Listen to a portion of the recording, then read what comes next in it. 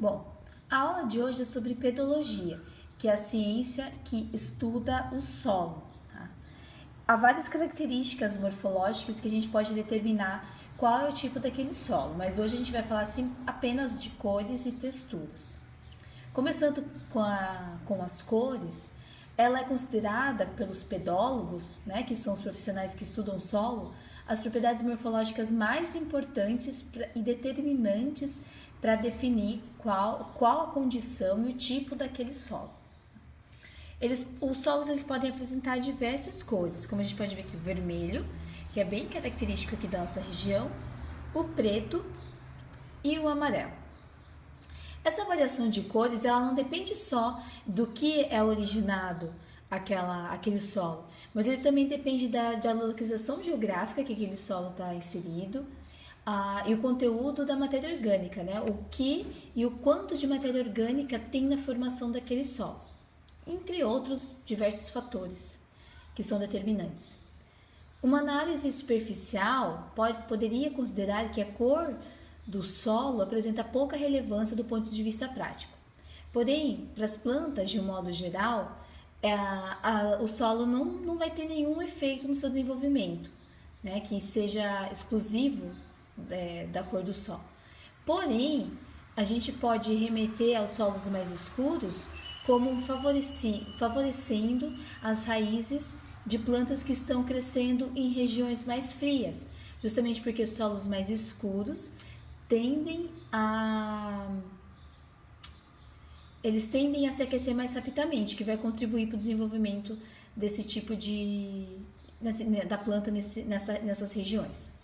A cor também tem grande importância no momento de diferenciar os horizontes dentro de um perfil de um solo e assim auxiliar na classificação da mesma. Quanto mais material orgânico, mais escuro é o solo, o que pode indicar boas condições de fertilidade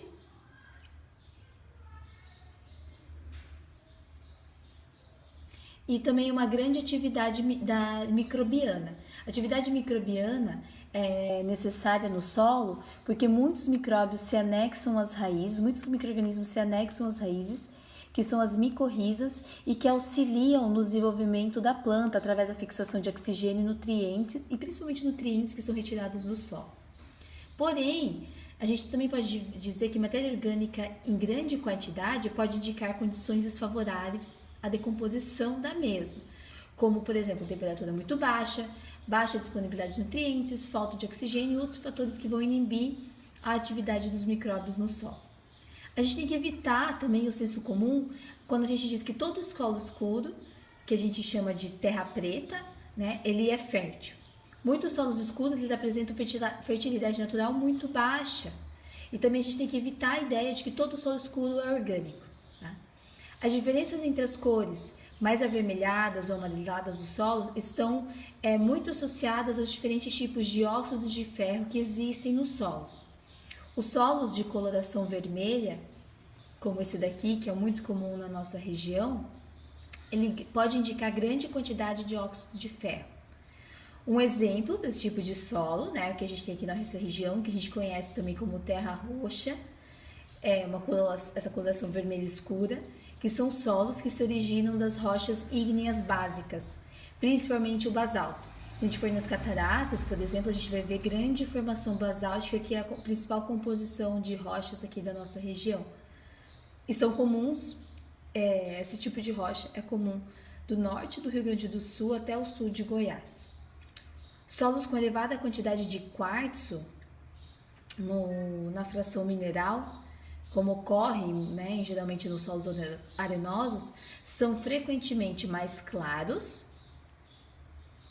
e a não ser que haja uma elevada presença de matéria orgânica, né, como a gente vê aqui no solo amarelo.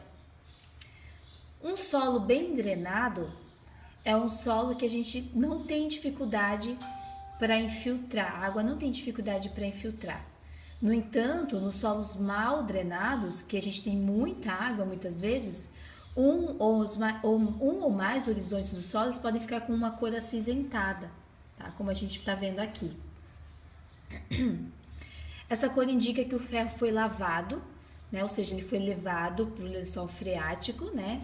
Deixou o solo praticamente sem ferro e devido às condições de redução, né? Como por exemplo a ausência de oxigênio e perde assim a coloração vermelha ou amarela típica dos solos bem drenados.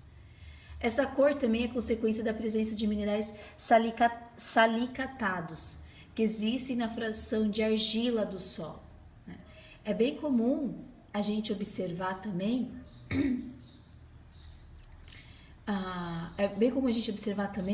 que nos solos acinzentados é muito comum nas áreas de várzeas que tem diferentes tipos de região. Nas zonas urbanas, muitas vezes, onde tem loteamento também, né, de casas que ficam localizadas nos fundos de vale, também a gente tem a presença dessa coloração no solo, que indica que a área ela é originalmente uma área mal drenada, que em geral pode formar um banhado. Agora a gente vai começar a falar um pouco sobre as texturas do solo, tá?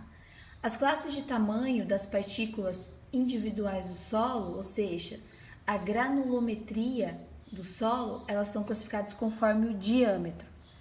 A composição granulométrica do solo é obtida a partir da análise, que são realizadas em laboratórios de solos e que permite classificar os componentes sólidos do solo em diferentes classes, né? Que vai areia, silt, argila, cascalho, de acordo com o seu diâmetro.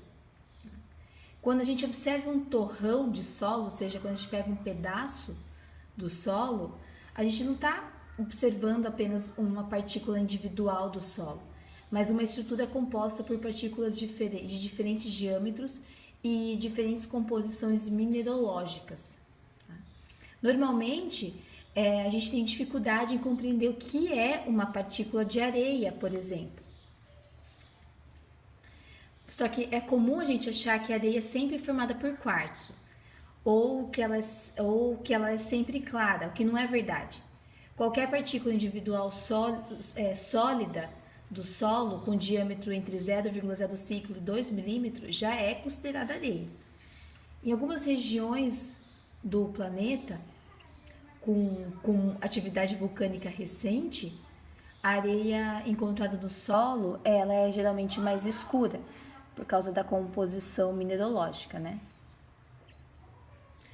Usualmente a gente tem maior dificuldade para compreender também o que é argila, né? Aqui antes um pouquinho a gente tem do lado direito uma areia fina e do lado esquerdo uma areia grossa, né? A areia grossa geralmente ela apresenta uma textura mais grossa, mais áspera, né? E a areia fina já tem uma textura mais suave, tá? Tipo café, por exemplo. Então, quanto à argila, em alguns momentos a gente tem muita dificuldade para saber o que é argila. Porque a argila tem uma partícula de tamanho muito pequeno, ela é menor que 0,002 milímetros, o que chega a não ser visível a olho nu, né? É comum também as pessoas associarem argila somente ao barro, como aquela argila utilizada para modelagem, para fazer esculturas, por exemplo. E o que, né? Esse daí, na verdade, aquelas argilas, na verdade, é só uma amostra de um tipo de solo argiloso, né? Que a gente também tem a argila acinzentada e a argila branca, essas dos quais são as mais utilizadas para modelagem por causa que ela é bem pegajosa, né? Ela tem a capacidade dela ficar, dos grãos delas ficarem juntos é muito maior do que os outros tipos de argila. Os solos argilosos também, como a maioria dos solos, tem diferentes tipos de coloração e também tem variáveis de dureza, pegajosidades e plasticidade. Tudo vai depender da composição, da quantidade de materiais e matéria orgânica.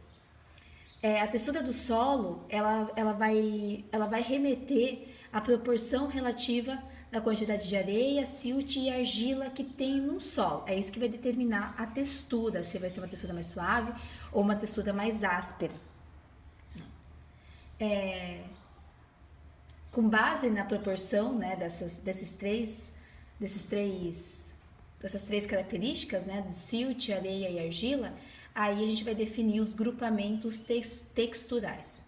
Um solo muito argiloso É um solo que apresenta mais de 60% das partículas com tamanho de argila, que são menores de 0,02 milímetros, como a gente já falou. As frações areia e silt são responsáveis pela proporção restante. A gente deve considerar que a textura se refere unicamente à proporção entre os tamanhos das partículas desses três segmentos, areia, silt e argila, que existe no solo, e também, junto com isso, o comportamento físico e químico, que vai depender da composição, né, de minérios que a gente tem no solo e também do que é a matéria orgânica que compõe o solo. Erroneamente, às vezes a gente acha que a consistência do solo é sinônimo de textura, tá? Isso não acontece. Então, a gente fica por aqui hoje. Foi basicamente isso, sobre os tipos de solo e como a gente consegue, né, basicamente identificar os diferentes tipos de solo que existem e o que determina as cores e as texturas deles. Até a próxima!